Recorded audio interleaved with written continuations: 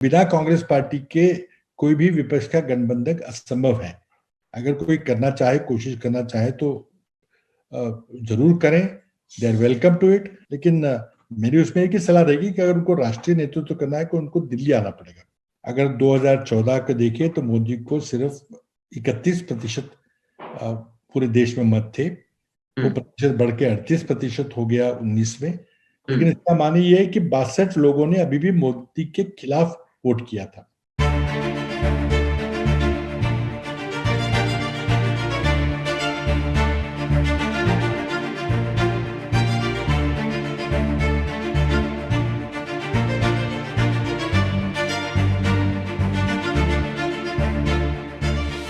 सबसे पहले हम आपसे यही पूछना चाहेंगे कि कुछ काफी बोल्ड स्टेटमेंट्स ममता बनर्जी ने महाराष्ट्र में किए हैं।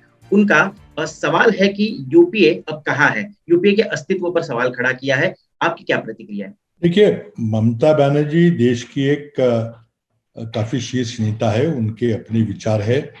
उन्होंने राष्ट्रीय परिप्रेक्ष्य में जो भी बातें कही है वो उनके अपने विचार है, उस पर नाराज होने की कोई बात नहीं है, चाहे हमें अच्छी लगे ना लगे। सवाल यह है कि हम सभी चाहते हैं कि दिल्ली में मोदी सरकार दोबारा सत्ता में ना आए, और उसके लिए 2024 का लोकसभा चुनाव बहुत अहम है। और उसके पहले जो सीडी है वो अगले साल होने वाले 5 राज्यों की एक सीडी है, यूपी पंजाब के काफी महत्वपूर्ण चुनाव है। कांग्रेस की रणनीति क्या रहती है? क्या कांग्रेस सभी को लेके साथ लेके आपस में जो भी पार्टी के अंदर जो टकराव होते हैं, जो गुटबाजी होती है, उसको समाप्त करने में क्या कांग्रेस का आला नेतृत्व सफल रहेगा? क्या सोनिया जी कर पाएंगी? इस पे जो असेंबली के चुनाव होने वाले हैं 22 में, उसका नतीजा निर्भर करेगा। मोदी विरोधी जो मत है, अगर 2014 को देखें तो मोदी को सिर्फ 31% पूरे देश में मत थे। वो प्रतिशत बढ़ के 38% हो गया 19 में। लेकिन इसका माने ये है कि 62 लोगों ने अभी भी मोदी के खिलाफ वोट किया था। अगर ये 62% को 2-3 हिस्सों में बांट दो तो मोदी की पार्टी फिर से दोबारा सत्ता में आएंगी। तो हमारा सभी का प्रयत्न है कि मोदी के खिलाफ जो मतदान है, जो मत है, वो उसका विभाजन ना हो। अब अगर कोई ऐसा कोई वक्तव्य करती है जिससे कि विपक्ष का गठबंधन संभव नहीं होगा, तो वो मोदी को मदद कर रही है। लेकिन मैं समझता हूं कि ये बंगाल का चुनाव जीतने के बाद वो एक नई महत्वाकांक्षा लेकर सामने आई है। शायद उनकी राष्ट्रीय महत्वाकांक्षा इससे टपक रही है, उस पर कोई गलत बात नहीं है। हर एक नेता को महत्वाकांक्षा रखने की खुली छूट है। लेकिन उसका मतलब ये नहीं है कि कांग्रेस को आप कांग्रेस की अनदेखी कर दे और बिना कांग्रेस के आप ये चुनाव लड़ने की कोशिश करें।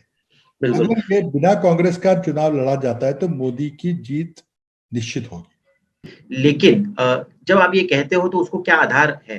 किस आधार पर आप ये दावा कर रहे हो?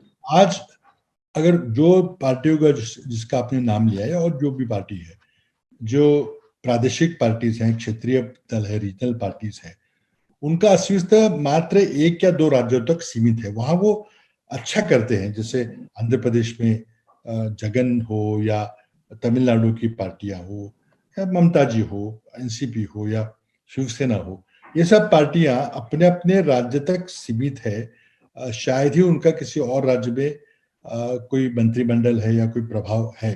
लेकिन जब राष्ट्रीय चुनाव की बात आती है, इन्हीं क्षेत्रीय पार्टियों के कारण एक अस्थिरता निर्माण होती है, क्योंकि ये क्षेत्रीय पार्टियां 2, 4, 8, 10 से ज्यादा लोकसभा में सीटें नहीं ला सकती।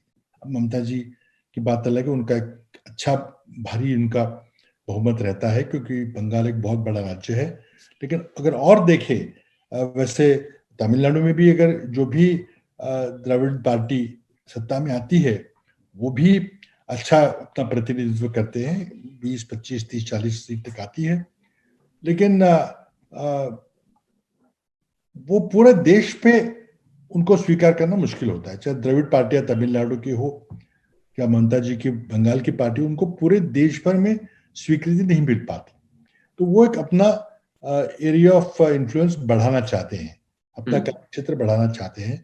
उन्होंने एक एक राज्य तो जीता है, केजरीवाल ने दिल्ली का राज्य जीता है, ममता जी ने बहुत भारी मजबूत टक्कर के साथ वेस्ट बंगाल का राज्य जीता है। त्रिपुरा में अपना प्रभाव बढ़ाने की कोशिश कर रही हैं, असम में कुछ बढ़ाने की कोशिश कर रही है, और अब गोवा में देखा कि उनका गोवा में प्रेजेंस है, और हाल ही में वो महाराष्ट्र आई थी, तो महाराष्ट्र में भी वो जमीन तलाश रही है कि कहीं महाराष्ट्र में ही मिले। और उनको ये निश्चित है, साफ है कि उनका एक राष्ट्रीय एम्बिशन है और वो राष्ट्रीय नेतृत्व करना चाहती है, जो बहुत अच्छी बात है। लेकिन मेरी उसमें एक ही सलाह रहेगी कि अगर उनको राष्ट्रीय नेतृत्व करना है तो उनको दिल्ली आना पड़ेगा। वेस्ट बंगाल का मुख्यमंत्री पद किसी और को सौंपना पड़ेगा और दिल्ली में आके पूर्ण समय की राजनीति, राष्ट्रीय राजनीति दिल्ली में करनी पड़ेगी, तभी वो एक राष्ट्रीय नेता के रूप में उभर के आएंगे। कुल मिलाकर देश में जितनी भी लोकसभा सीटें हैं, उसमें से कम 200 सीटों पर कांग्रेस मजबूती से सीधी लड़त जो है बीजेपी को देती आ रही है।